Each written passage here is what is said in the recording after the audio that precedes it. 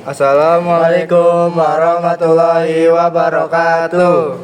Perkenalkan, nama saya Muhammad Zaki Fuadi. Dan saya Zakir Sidik.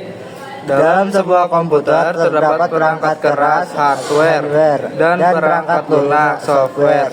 Kali ini kita akan membahas komponen komputer perangkat keras atau hardware. Hardware atau perangkat keras adalah komponen komputer yang dapat kita lihat wujud fisiknya. Dirangkum dari modul hardware komputer dan fungsinya. Berikut adalah berbagai komponen komputer perangkat keras atau hardware. Yang pertama ada CPU atau Central Processing Unit. Prosesor atau CPU berfungsi sebagai otak sentral dari sebuah komputer. Prosesor adalah komponen komputer yang mengerjakan semua perintah yang sudah terprogram dan disimpan dalam bentuk hard disk. Fungsinya mengolah data dan instruksi.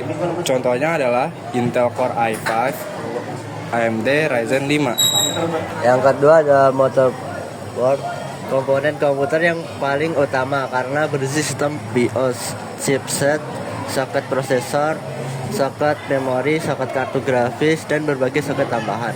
Fungsi dari motherboard sendiri adalah untuk meletakkan semua komponen yang dibutuhkan dalam sebuah komputer. Fungsinya untuk menghubungkan semua komponen komputer. Contohnya ada ASRock, MSI, dan Asus. Yang ketiga ada RAM atau Random Access Memory. RAM adalah unit penyimpanan data tidak permanen. Artinya data dalam RAM akan hilang jika listrik mati. Dengan demikian, RAM pada komputer berfungsi sebagai memori sementara yang digunakan oleh komputer untuk menjalankan sebuah fungsi dari aplikasi atau perangkat lunak. Fungsinya menyimpan data sementara saat komputer dioperasikan. Contohnya adalah DDR3, DDR4, DDR5. Yang keempat ada hard disk drive atau HDD, dan juga ada solid state driver atau yang disebut dengan SSD. Hard disk adalah komponen komputer yang berfungsi sebagai media penyimpanan data permanen.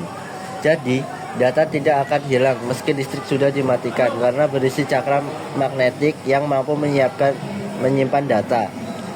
SSD adalah suatu komponen untuk menyimpan data menggunakan perangkat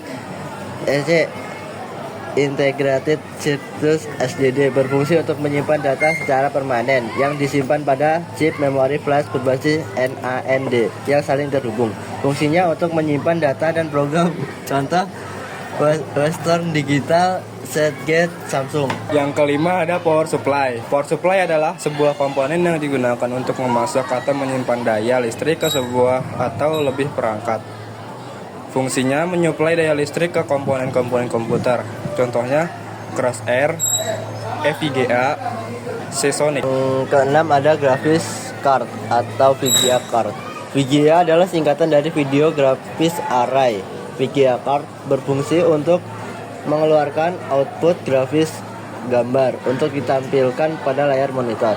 Fungsinya untuk mengolah grafis dan video. Contohnya ada NVIDIA, GeForce, AMD Radeon. Yang ketujuh ada sound card. Sound card adalah komponen komputer yang mendekode data-data digital menjadi sinyal suara. Dengan penemuan sound card ini, maka perkembangan dunia multimedia pada komputer menjadi semakin luas. Fungsinya adalah mengolah suara dan audio.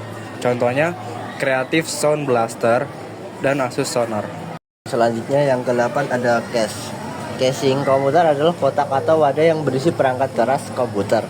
Casing komputer juga dikenal sebagai rangka komputer, cabinet, box, tower, enclosure, housing, atau sistem unit.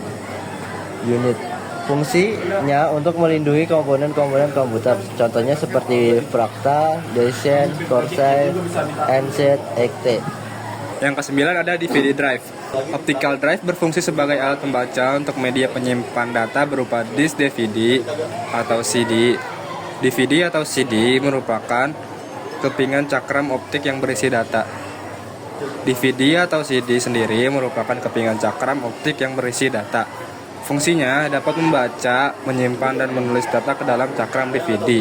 Contohnya ada drive CD-RW, drive DVD, dan drive Blu-ray. Dan yang ke-10 ada kipas angin atau cooling system. Komponen yang berfungsi untuk menjaga suhu komponen komputer agar tetap stabil. Sistem ini bekerja dengan membuang panas berlebihan di komponen komputer. Fungsinya untuk mengatur suhu komponen komputer. Contohnya seperti kipas angin, CPU, kipas angin casing. Yang ke-11 ada perangkat input atau output I atau O.